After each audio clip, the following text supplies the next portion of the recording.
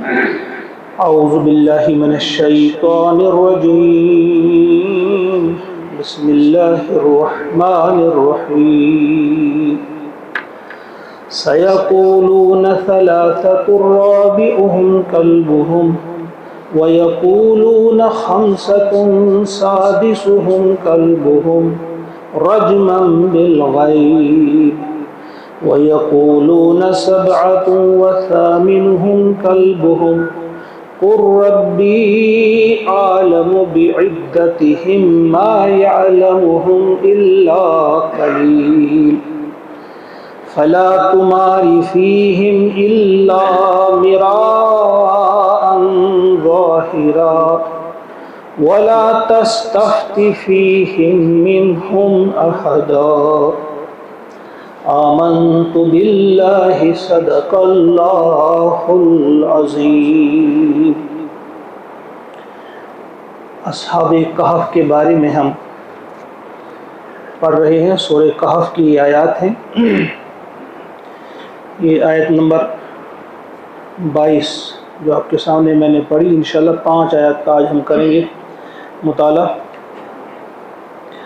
تو پھر آپ ذہن میں رہے، یہ بات ذہن میں رہے، جس وقت یہ اصحاب کہف جاگتے ہیں اس غار میں، یہ 447 عیسوی کا واقعہ ہے۔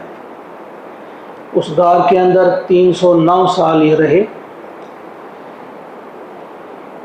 447 عیسوی میں یہ جاگ جاتے ہیں۔ اور وہ غار، اس کی جو جدید تحقیق کی ہے، کہاں ہے مختلف، پہلے بھی میں نے کہا کہ کچھ فلاں جگہ کہتے ہیں، لیکن جدید تحقیق کے مطابق ایک بہت بڑے محقق ہیں محمد تیسیر زبیان، انہوں نے تحقیق کے بعد یہ کہا ہے کہ عمان سے 8 کلومیٹر دور ہے، الرجیب اس شہر کا نام ہے، وہاں کے قریب یہ غار ہے۔ دراصل یہ الرقیم کی بدلی ہوئی شکل ہے، جو پہلے بھی ہم کہہ چکے آپ کو، الرقیم ہی کو اب الرجیب کہا جاتا ہے۔ اس شہر کے قریب یہ غار ہے، اور اس نے پوری تحقیق کے بعد کہا کہ یہی وہ غار ہے۔ اور اس کی جو اس نے وضاحت کی ہے، دلائل جو دیے ہیں کہ یہی غار کیوں ہے، پہلی چیز اس نے کہا ہے کہ یہ ایسی جگہ پہ واقع ہے کہ سورج مشرق اور مغرب سے قطرہ کر نکل جاتا ہے، جو قرآن پاک میں جس کا تذکرہ ہے۔ دوسری چیز، یہ غار اندر سے وسیع ہے، جس طرح ہم نے اس قرآن ابھی پڑھا کچھ ایک آیت میں فجوتن کا لفظ استعمال کیا کہ اندر سے وہ غار وسیع تھی۔ نمبر 3 کہ اس میں 8 قبریں ہیں جو ہم نے دیکھی، 8 قبریں اس کے اندر ہیں، وہ 7 لوگ، تو وہی 7 سلیپرز کے بارے میں کہا جاتا ہے کہ اصحاب کہف ہیں، اور ایک کتا۔ تو اس کے اوپر جو مسجد بنی ہے، جو ابھی کل والی آیت ہم نے پڑھی تھی، لَنَتَّخِذَنَّ عَلَيْهِمْ مَسْجِدًا، اس غار کے اوپر جو مسجد بنی اس میں 7 پلرز ہیں، تو وہ 7 اصحاب کہف کی نشانی کو ظاہر کرنے کے لیے ہیں۔ تو وہاں اس میں ایک دیوار پہ ایک تصویر بنی ہوئی ہے، جو کتے کی سی تصویر معلوم ہوتی ہے، اس بنا پہ بھی، یعنی کوئی بہت ساری نشانیاں ایسی ہیں جن کی بنا پر یہ کہا جا سکتا ہے، بلکہ وہ تقریباً وہ کہتے ہیں کہ یہ بالکل صحیح ہے، یہی وہ جگہ ہے اور یہی وہ غار ہے، عمان کے قریب 8 کلومیٹر کی دوری پہ۔ اب وہ اصحاب کہف جب جاگتے ہیں، پھر آپس میں ایک دوسرے سے سوالات کرتے ہیں، وہ آج ہم پڑھیں گے انشاءاللہ العزیز۔ جب وہ جاگ گئے، سوالات بھی انہوں نے کیے، وہ تو کل کی بات آ گئی، تم کتنی دیر اس حال میں رہے؟ کسی نے کہا 1 دن یا آدھا دن۔ اب کسی کو بھیجو تم یہ رقم لے کر، چاندی کا یہ سکہ لے کر، کھانا دیکھیے وہ بہتر کھانا کہاں ملی، یہ گفتگو ہو رہی تھی۔ یہاں جو کل والی آیت ہم نے پڑھی کہ اس پر مسجد بنائیں گے، ہم اس پر مسجد بنائیں گے، یہ واقعہ یہاں پہ ایک اعتبار سے ختم ہوا۔ اب اس واقعے کے بعد آج جو ہم آیت پڑھنے جا رہے ہیں، اس میں اللہ تعالیٰ فرماتے ہیں کہ اے نبی صلی اللہ علیہ وسلم، آپ نے ان کو یہ واقعہ سنا دیا، یہ واقعہ ان کے سامنے آ گیا، اب کیا ہوگا؟ سیقولون، اب عنقریب ان میں سے کچھ لوگ کہیں گے، ثلاثۃ کہ 3 تھے وہ، राबिउहुम, चौथा था कल्बुहुम, उनका कुत्ता। यानी अब ये बातें इस मामले में करेंगे, कौन करेंगे यहाँ वजाहत नहीं की गई। तो मुफस्सिरीन ने लिखा है कि यहूद भी कहेंगे, नसारा भी कहेंगे और मुसलमानों में से भी कुछ लोग कहेंगे, क्योंकि इंसान की आदत है वो इन चीज़ों के पीछे पड़ता है कि अच्छा थे वो, अच्छा कितने थे वो फिर कुत्ता उनके साथ था, उनकी उसका रंग कैसा था, फिर वो कितनी देर रहे होंगे, फिर क्या खाया होगा, फिर कपड़ों को क्या हुआ होगा, इस किस्म के सवाल। तो फरमाया सयक़ूलून कि अनकरीब या करेंगे, अब एक ऐसा दौर शुरू होने वाला है आपका ये वाक़ा सुनाने के बाद कि कुछ लोग कहेंगे 3 थे वो, चौथा उनका कुत्ता था। व यक़ूलून, और कुछ लोग कहेंगे खमसतुन कि 5 थे वो, सादिसुहुम कल्बुहुम, छठा उनका कुत्ता था। रजमन बिल गैब, ये उनके अटकल के तुक्के हैं, ये वो तुक्काबाजी कर रहे हैं। रजमुन असल में कहते हैं तीर चलाने को, बिल गैब, गैब मैंने अंधेरे में तीर चलाना, अंधेरे में इंसान तीर चलाता है वो निशाने पे बैठता नहीं। फरमाया ये उनके अटकल के तुक्के हैं, ये तुक्के लगा रहे हैं कि 3 थे 5 थे क्या थे। फिर फरमाया वयक़ूलून, और कुछ लोग कहेंगे सबातुन, ये वो 7 थे। वसामिनुहुम, और 8वां था कल्बुहुम, उनका कुत्ता। यहाँ वाव भी बीच में आ गया, वाव का इस्तेमाल भी। इस वजह से अक्सर मुफस्सिरीन ने कहा है कि ये चूँकि पहली दो बातें आई, 3 थे, चौथा कुत्ता, 5 थे, छठा कुत्ता, इसके बाद फरमाया रजमन बिल गैब, और अब दोबारा फरमाया कि कुछ कहेंगे 7 और 8वां उनका कुत्ता। इसके बाद ये बात नहीं फरमाई, रजमन बिल गैब वाली बात नहीं आई। तो यहाँ इस एतबार से बहुत सारे मुफस्सिरीन, बल्कि अक्सर मुफस्सिरीन मानते हैं कि 7 ही थे वो, क्योंकि यहाँ के इसके बाद अल्लाह ताला खामोश रहे, वो 7 थे। वयक़ूलून सबातुन वसामिनुहुम कल्बुहुम, 8वां कुत्ता था।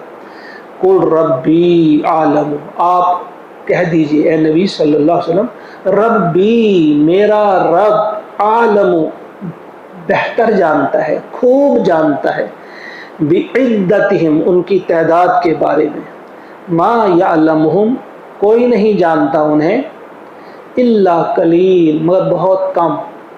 हज़रत अब्दुल्लाह इब्न अब्बास फरमाते हैं कि उन कलील में मैं भी एक हूँ। वो खुद कहते हैं कि मुझे इनके बारे में मालूम है, और अब्दुल्लाह इब्न अब्बास ने फरमाया कि वो उनकी भी राय यही है कि 7 ही थे वो। मा यअलमुहुम इल्ला कलील।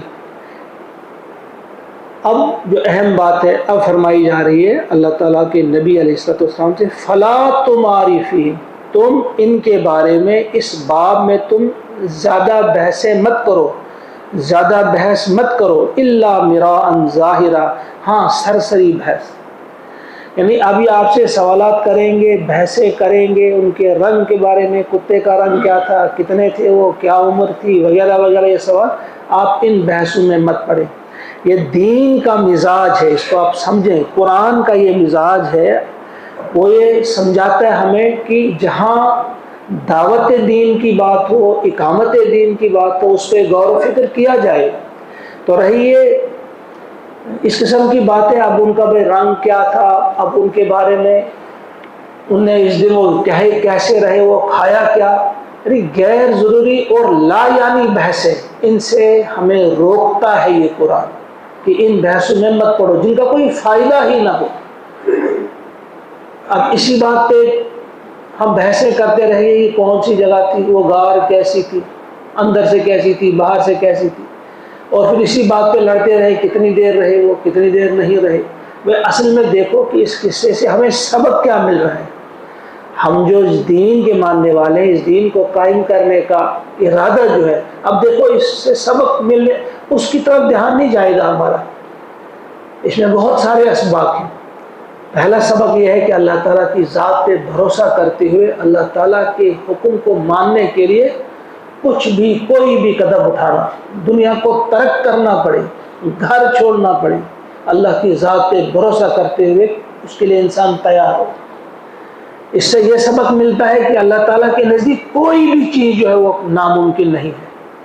और वो देखा हमने कि 300 साल तक کچھ لوگ بالکل پڑے رہتے ہیں، نہ کھاتے ہیں نہ پیتے ہیں، اس کے بعد بھی وہ زندہ رہتے ہیں، ان کا جسم بالکل باقی، ان کی شکل و صورت بالکل باقی، ان کے کپڑے بالکل محفوظ. یعنی یہ ساری چیزیں جو ہے اللہ تعالیٰ کسی بھی وقت کسی چیز کا محتاج نہیں رہتا. اللہ کے نزدیک کوئی بھی چیز ناممکن نہیں، اور اللہ کے دین کے لیے، اللہ تعالیٰ کی خوشنودی حاصل کرنے کے لیے کسی بھی قسم کا قدم اٹھانے کے لیے انسان تیار ہونا چاہیے. کس قدر اس کے اندر توکل کوٹ کوٹ کر بھرا ہونا چاہیے، اللہ کی محبت کوٹ کوٹ کر بھری ہونی چاہیے کہ اللہ کی محبت میں نکل جائے. وہ ختم ہو جاتی ہے زندگی، فنا ہو جاتی ہے تو ہو جائے، پھر کیا ہوتا ہے. تو یہ بہت سارے اسباق اس میں اگر آپ غور کریں گے، کئی اسباق ہمیں ملیں گے، ان کی طرف پھر ہمارا دھیان نہیں جائے گا اگر ہم ان چیزوں میں لڑیں گے. بتاؤ 3 تھے، 5 تھے، 7 تھے، 9 تھے، کتنے تھے، اور اسی بات پہ ہم لڑتے رہیں گے، اسی بات پہ بحثیں کرتے رہیں گے. تو حضور علیہ السلام کو منع کیا گیا کہ آپ اس میں زیادہ بحث مت کریں، الا میرا ظاہرہ سرسری، یعنی ان سے وہی آپ جان چھڑانے کے لیے 1-2 باتوں کا جواب دے دیں، تو زیادہ بحث میں الجھنے کی ضرورت نہیں. اور ساتھ ہی ایک اور بات، وَلَا تَسْتَفْتِ فِيهِمْ، اور تم مت پوچھو اس کے بارے میں، منہم ان سے، آگا کسی ایک سے بھی، اور اس چیز کے بارے میں کوئی سوال ان سے مت کرو. یعنی اگر آپ کے ذہن میں بھی کبھی اس قسم کی بات آتی ہے، بھائی پوچھیں گے کتنے لوگ تھے وہ، تو آپ پوچھیں گے یہود، علماء یہود سے یا کسی اور سے مت پوچھو. پابندی لگا دی گئی. گویا اللہ تعالیٰ نے فرمایا جو چیز آپ کے لیے ضروری تھی، جس چیز میں آپ کا فائدہ ہے، جو امپورٹنٹ ہے، وہ میں نے بتا دیا. اب آپ نہ بحثیں کریں گے زیادہ، اور نہ ان سے کچھ پوچھنے کی کوشش کریں گے. اچھا آپ بتاؤ، مت پوچھیں، آپ پابندی لگا دی گئی. اب اس کے بعد والی آیت نمبر 23، وَلَا تَقُولَنَّ لِشَيْءٍ، اور ہرگز نہ کہو، وَلَا تَقُولَنَّ، بالکل نہ کہو، لِشَيْءٍ، کسی چیز کے بارے میں، کسی کام کے بارے میں، انی فاعل، کہ میں یہ کرنے والا ہوں، میں یہ کروں گا، ذالک، یہ والا کام، غدا، کل.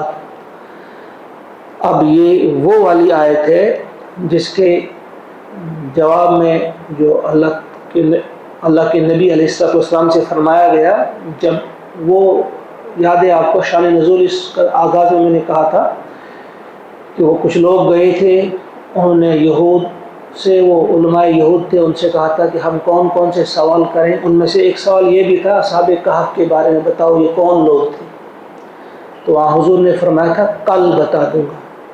اس وقت سہون آپ نے انشاءاللہ نہیں کہا، انشاءاللہ اس وقت نہیں کہا، میں کل بتا دوں گا، بس یہ بات تھی. اور پھر کیونکہ آپ کا یقین تھا کہ میں اللہ، اس میں میرا فائدہ ہے، دین کا فائدہ ہے، اللہ ہی کے لیے میں نے کہا ان کو جلدی بتا دوں گا، کیونکہ جتنی جلدی کسی سوال کا جواب ہو اس کا اثر زیادہ رہتا ہے، دیر سے جواب دیں گے اثر کم ہوتا ہے.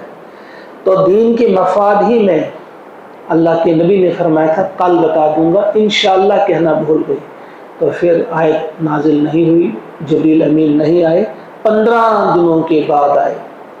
اور اب اس آیت میں وہ بات واضح کر دی کہ یہ کیا بات ہے، تاخیر کیوں ہوئی. تو فرمایا کہ یاد رکھو آئندہ آپ نہیں بولیں گے، کبھی بھی مت کہا کرو کہ میں یہ کام کل کروں گا، الا، مگر، ان یشاء اللہ، یہ کہ اللہ چاہے. یعنی انشاءاللہ کے بغیر نہیں کہنا ہے. یعنی یہ ایک بڑی اہم ہدایت ہے. اس سے بھی واضح ہو گیا ان کے سامنے، جو یہ سوالات کرنے والے تھے وہ بھی سمجھ گئے کہ اللہ کے نبی ہیں واقعی، یہ اپنے دل سے کوئی بات نہیں کہتے، بلکہ اللہ ہی کی طرف سے جو بات ہے وہی کہتے. اسی لیے اللہ تعالیٰ نے ان سے روک دی وہی 15 دنوں کے لیے. تو اس میں بھی بڑے سبق ہے. جتنے بھی آپ سوچیں گے کیوں کہا گیا اللہ کے نبی سے کہ بھئی ایسی بات مت کہو، ہاں کہنی ہو تو انشاءاللہ کہو. یہ ہم کو یہ باتیں سکھائی گئی ہیں. ہم افسوس ہے کہ ہم ان چیزوں کی طرف دھیان نہیں دیتے. مثلا یہ ہمیں کوئی کام کرنا ہے تو انشاءاللہ ہم کو حکم ہے کہ انشاءاللہ کہا کرو. گھر میں جب داخل ہوتے ہیں آپ، گھر والوں کو آپ صحیح سلامت پائیں، چاہے چھوٹی بات ہے، اس وقت آپ کو ماشاء اللہ کہنا ہے. یعنی اس میں میرا کام کرتوت نہیں، میرا اس میں کوئی کنٹریبیوشن نہیں، یہ میرا کوئی کارنامہ نہیں کہ آپ ٹھیک ہیں، بس یہ اللہ ہی نے آپ کو ٹھیک رکھا ہے۔ ماشاء اللہ، آپ کسی خوبصورت چیز کو دیکھتے ہیں تو آپ فوراً آپ کو کہنا ہے سبحان اللہ، گویا یہ آپ کا کمال نہیں، آپ کے اندر یہ خوبصورتی ہے، آپ کے اندر یہ چیزیں ہیں، یہ اس میں آپ کا کوئی کنٹریبیوشن نہیں، کوئی کارنامہ آپ کا نہیں، یہ اللہ کا کام ہے، اس نے آپ کو اتنا حسین اور خوبصورت بنایا ہے، یا آپ کو کسی اچھے کام کی توفیق دی ہے۔ گویا ہمیں قدم قدم پہ رہنمائی ہے، کہاں آپ سبحان اللہ کہیں گے، کہاں آپ الحمدللہ کہیں گے، کہاں آپ جزاک اللہ کہیں گے، اور کہاں آپ انشاءاللہ کہیں گے۔ تو آپ نے فرمایا کہ قطعاً بھی یہ مت کہو کہ میں کل کرنے والا ہوں، ہاں انشاءاللہ کہو۔ اس سے روکا نہیں گیا ہے پلاننگ کے لیے۔ جو منصوبہ بندی ہوتی ہے، یہ اس کا مطلب یہ نہیں کہ آپ منصوبے نہ بنائیں، 1 دن کا، 5 سال کا، 10 سال کا، 50 سال کا منصوبے بنائیں آپ، لیکن یہ ذہن میں رہے کہ کہو کہ انشاءاللہ ہم یہ کریں گے۔ کل کے لیے آپ پلان بناؤ، لیکن یہ بتاؤ انشاءاللہ ہم کل یہ کرنے جا رہے ہیں، یعنی اللہ ہی کی مدد سے یہ ہو سکتا ہے۔ تو یہاں دیکھیں گے آپ، اصل جو ہمارا عقیدہ ہے وہ یہی ہے، جس طرح سے معتزلہ کہتے ہیں کہ سب کچھ ہمارے اختیار میں ہے، سب کچھ ہمارے اختیار میں ہے، اور قرآن ہی سے وہ بھی ثابت کرنے کی کوشش کرتے ہیں، لیس للانسان الا ما سعی، یعنی جو جس کی وہ کوشش کرے گا وہی اس کو ملے گا۔ یہیں سے انہوں نے یہ بات نکالی کہ سب کچھ انسان کے اپنے اختیار میں ہے، کسی اور کے اختیار میں کچھ نہیں۔ تو جو جبریہ ہیں وہ کہتے ہیں کچھ بھی انسان کے اختیار نہیں، جو کرتا ہے اللہ کرتا ہے۔ یہ دونوں باہر ہیں اسلام سے۔ اصل کیا ہے کہ ہمارا یہی عقیدہ ہے کہ ہم کہتے ہیں کہ کریں گے ہم ہی، اختیار ہے، کسی چیز کے خالق بھی ہم بن سکتے ہیں، لیکن اللہ کی مشیت کے ساتھ۔ اللہ کی مشیت کے بعد جب اللہ بھی چاہے گا، اللہ کی بھی مدد ہوگی، تو پھر ہم وہ کر سکتے ہیں۔ اختیار ہمیں ہے، ہمیں اللہ نے اختیار دیا ہے، طاقت دی ہے، لیکن اللہ کی مدد بھی شامل حال ہونی چاہیے۔ اس چیز سے واضح ہو جاتا ہے کہ ہمارا نظریہ، ہمارا عقیدہ کیا ہونا چاہیے۔ ہم کو بڑی طاقت دی اللہ تعالیٰ نے، جس طرح سے حضرت علی رضی اللہ تعالیٰ عنہ نے یہ بات سمجھائی۔ جب ان سے سوال کیا گیا تو انہوں نے اس شخص سے کہا کہ آپ اپنا یہ پاؤں اٹھائیں۔ انہوں نے پاؤں اٹھا دیا، کہا دوسرا اٹھائیں، اب دوسرا اٹھا نہیں پا رہا تھا وہ، ایک اٹھانے کے بعد کہا بس یہی سمجھو آپ کے اختیار میں ہے، بہت کچھ آپ کے اختیار میں ہے، آپ نے کرنا ہے، لیکن سب کچھ آپ کے اختیار میں نہیں، اللہ تعالیٰ کے اختیار میں۔ گویا اللہ ہی کی مدد آئے گی، پھر آپ کا منصوبہ کامیاب ہوگا، پھر آپ کا منصوبہ جو اس میں کبھی ناکامی نہیں ہوگی، جب اللہ کی بھی اس کے ساتھ مشیت ہوگی۔ تو فرمایا، پھر یاد ذہن میں رکھے، ہمارے لیے اس میں بڑی اہم ہدایت ہے، وَلَا تَقُولَنَّ لِشَيْءٍ إِنِّي فَاعِلٌ ذَلِكَ غَدًا، غدا کل، آنے والا کل، الا ان یشاء اللہ، ہاں کہہ سکتے ہو آپ کہ ہم یہ کریں گے کل، مگر انشاءاللہ کے ساتھ۔ تو یہاں بھی بحثیں ہیں، کچھ لوگ کہتے ہیں دل میں کہنا بھی کافی ہے، لیکن کچھ لوگوں کا ماننا ہے کہ زبان سے کیوں نہ کہیں، اس میں کیا شرم کی بات ہے؟ ہم کسی کے سامنے شرمائیں انشاءاللہ کہنے سے؟ یا زبان سے بھی کہنا چاہیے انشاءاللہ، یعنی اگر اللہ نے چاہا تو ہم یہ کام کریں گے۔ وَاذْكُرْ رَبَّكَ، اور یاد کرو اپنے رب کو، اذا نسیت، جب تم بھول جاؤ، یعنی کبھی ایسا ہو سکتا ہے ساون بھول گیا، انشاءاللہ نہیں کہا، لیکن بعد میں آپ کو ذہن میں آ گیا تو فوراً اللہ کا ذکر کرو۔ مراد یہ ہے کہ دل میں کہو انشاءاللہ، مجھے تو کہنا تھا لیکن نہیں کہا میں نے وقت پر، جو ہی یاد آ جائے انشاءاللہ کہو۔ وَاذْكُرْ رَبَّكَ اذا نسیت وَقُلْ، اور کہہ دو، فرما آپ ان سے کہہ دیجئے، عَسَىٰ، امید ہے، ان یہدینی، کہ مجھے ہدایت دے گا، ربی، میرا رب، ان یہدینی ربی، یعنی امید ہے کہ مجھے ہدایت دے گا میرا رب، لِأَقْرَبَ، یعنی اس بھلائی کی طرف، لِأَقْرَبَ جو زیادہ قریب ہو، من ھذا رشدا، اس بھلائی سے، یعنی اس سے بھی زیادہ قریب، اس سے بھی زیادہ بہتر بھلائی جو ہے اس کی طرف رہنمائی کرے گا میرا پروردگار۔ یہ پیارے نبی علیہ السلام سے اب فرمایا گیا کہ جو اصحاب کہف کے ساتھ بھلائی کی اللہ تعالیٰ نے کس طرح سے ان کا بول بالا کیا، کس طرح سے ان کی مدد کی، اس سے بھی زیادہ بھلائی میرے ساتھ ہوگی انشاءاللہ، کیونکہ میں نبی بھی ہوں۔ حضور نبی بھی تھے، وہ صاحب تو نبی نہیں تھے۔ یعنی اس میں یہ بات بتا دی گئی کہ جو سوال تم نے کیا ہے، جواب بھی تمہیں مل ہی چکا ہے، اور اس جواب کے اندر جو بہت سارے اسباب ہیں، اس میں ایک سبق یہ ہے کہ اللہ تعالیٰ قادر مطلق ہے۔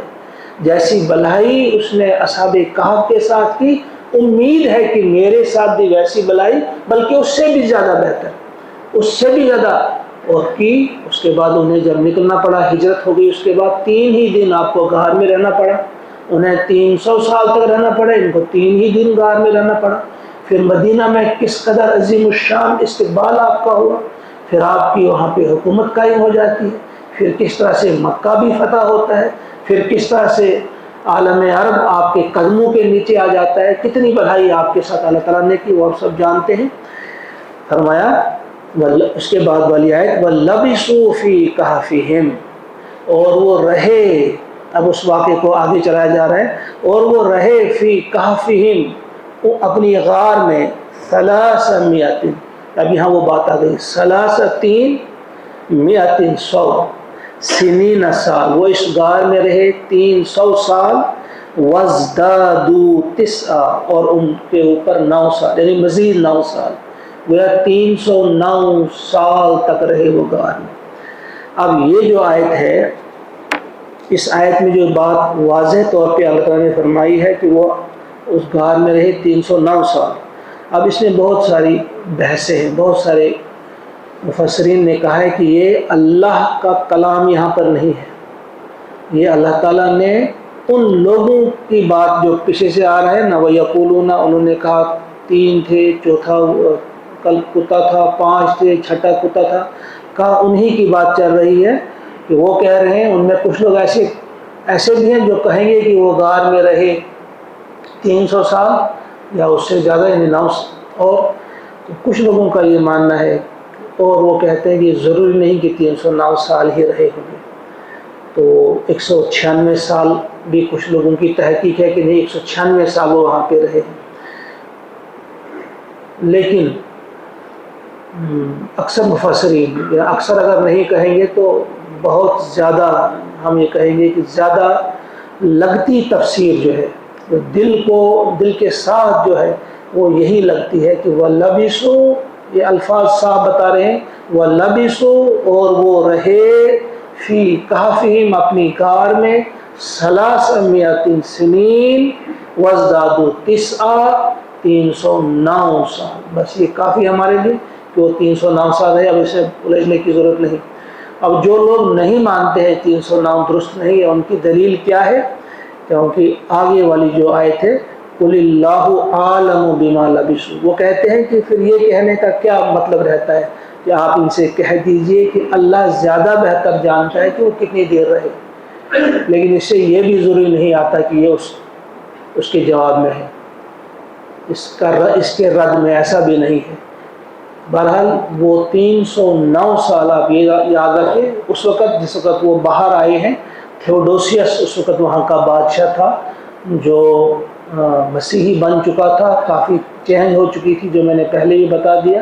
اس وقت وہ ظالمانہ دور نہیں تھا جو اس سے پہلے تھا، جس وقت وہ گئے تھے دقیانوس کے اس زمانے میں، جب ان کے ساتھ کتنی زیادتی ہوئی تھی جب وہ غار کی طرف چلے گئے تھے۔ اب اس وقت ان کے حق میں وہ سارا وہاں کا ماحول تھا، بلکہ وہ تھیوڈوسیس کافی ان پر بھروسہ کرنے والا، ان کا مرید ہی سمجھو، وہ لوگوں کے ساتھ وہ بھی گیا ان کی دعا لینے کے لیے، وہ بھی وہاں پر موجود تھا جس وقت ان کو دیکھا، اور پھر ان کی وہ موت ہو گئی۔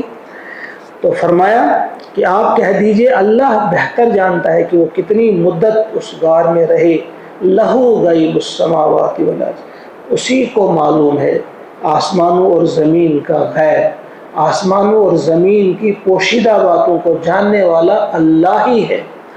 ابصر بھی واسمع، کیا ہی خوب وہ دیکھنے والا ہے اور کیا ہی خوب وہ سننے والا ہے، کیا خوب وہ دیکھتا ہے اور کیا خوب وہ سنتا ہے، یعنی بہت ہی زیادہ وہ اس کو معلوم ہے، اسی کو معلوم ہے، کوئی اسی کا یہ جواب درست ہے، اس نے جو آپ کو بتا دیا۔ اب اس معاملے میں بحثیں بند، मा लहुम मिन दूनिही मिन वली, कोई नहीं है उनका उसको छोड़कर मददगार, अल्लाह के सिवा कोई मददगार उनका नहीं है किसी भी मखलूक का।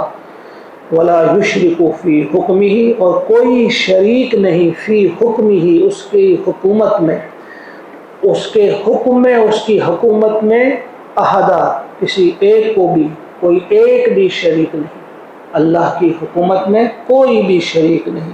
अल्लाह से दुआ है कि हम सबको तौफीक अता फरमाए कि कुरान पाक की इन आयात को हम अपने दिल में जगा दें और इसके मुताबिक अपने अक़ीदे को दुरुस्त करें, अपनी सोच और फ़िक्र को दुरुस्त करें और अमल करने की हम सब को अल्लाह ताला तौफीक अता फरमाए।